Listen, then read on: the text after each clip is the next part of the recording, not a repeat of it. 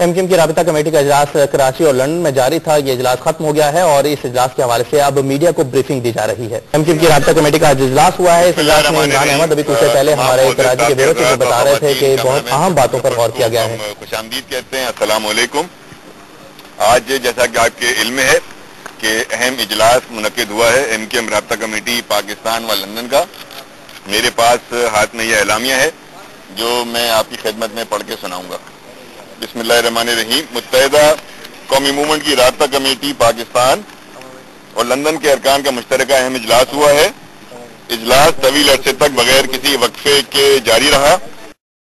چلتی ہوئی سیاسی صورتحال، وفاقی حکومت سے جمعیت العلماء اسلام کی علیحدگی کے فیصلے، اتحادی جماعت ہونے کے باوجود ایم کیو ایم کے ساتھ حکمران جماعت کے رویے، طرز عمل، صوبائی وزیر داخلہ ذوالفقار مرزا کی متعصبانہ اور اشتعال انگیز تقریر اور محرم الحرام میں قیام امن اور اتحاد بین المسلمین کے لیے ایم کیو ایم کے اقدامات پر تفصیلی غور و خوض کیا گیا اور مستقبل میں ایم کیو ایم کا لائحہ ترتیب دیا گیا.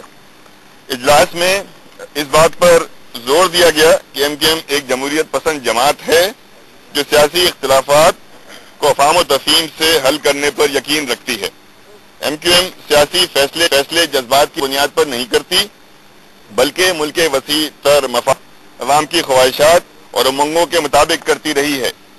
ایم کیو ایم سمجھتی ہے کہ اتحادی جماعتوں کے درمیان اختلاف رائے جمہوریت کا حصہ ہے اور یہی وجہ ہے کہ ایم کیو ایم نے حکومت میں شامل ہونے کے باوجود عوامی خواہشات اور امنگوں کے برخلاف کیے جانے والے کسی بھی حکومتی اقدام کی حمایت نہیں کی.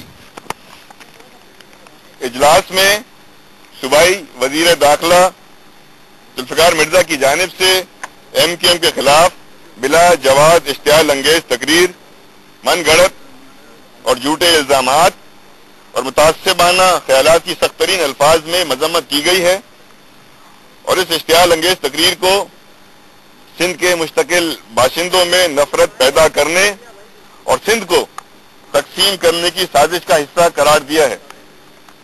اجلاس میں اس بات پر گہرے افسوس کا اظہار کیا گیا کہ اگر ایم کیو ایم کے خلاف صوبائی وزیر داخلہ کی اشتعال انگیز تقریر حکمراں جماعت کی پالیسی نہیں ہے تو آج کے دن تک صدر مملکت اور وزیر اعظم کی جانب سے اپنی اتحادی جماعت کے خلاف متعصبانہ اور اشتعال انگیز تقریر کا نوٹس کیوں نہیں لیا گیا اور اس بلا جواز اشتعال انگیزی کی وضاحت کیوں نہیں کی گئی ہے.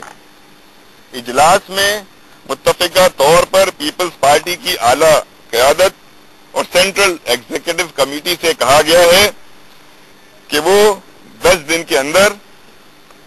روز کے اندر صوبائی وزیر داخلہ کی ایم کیو ایم کے خلاف اشتعال انگیز تقریر، نفرت انگیز زبان کے استعمال اور سندھ کے عوام میں نفرتیں پیدا کرنے اور سندھ کو تقسیم کرنے کی سازش کی وضاحت کرے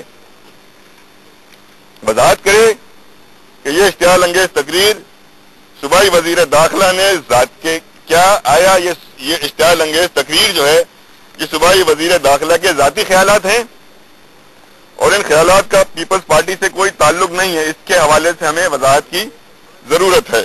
اس کا ہم نے ان سے ڈیمانڈ کی ہے.